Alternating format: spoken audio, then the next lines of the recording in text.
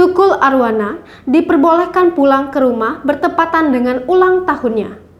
Akhir pekan kemarin bisa jadi hari spesial untuk presenter sekaligus komedian Tukul Arwana. Usai menjalani perawatan karena stroke di rumah sakit, kini Tukul sudah ada di rumah.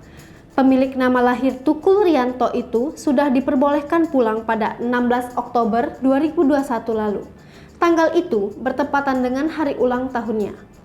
Sebelumnya, selama hampir sebulan, Tukul dirawat di Rumah Sakit Pusat Otak Nasional (RSPON) Cawang, Jakarta Timur. Pulang ke rumah saat ulang tahun, begini suasana penyambutan Tukul dari rumah sakit.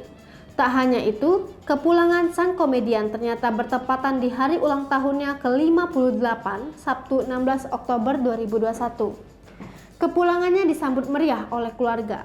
Tukul Arwana bahkan sampai terharu. Menurut Kimon, Tukul Arwana terharu melihat keluarganya menyambutnya dengan kejutan manis. Anak-anak, termasuk si sulung yang bertugas di luar daerah bersama istrinya ikut menyambut Tukul. Menurut Kimon, pihak keluarga juga merasa sangat bersyukur karena Tukul Arwana diperbolehkan pulang tepat di hari ulang tahun sang komedian. Padahal, tim dokter tidak mengetahui bahwa 16 Oktober adalah hari kelahiran pembawa acara One Man Show ini.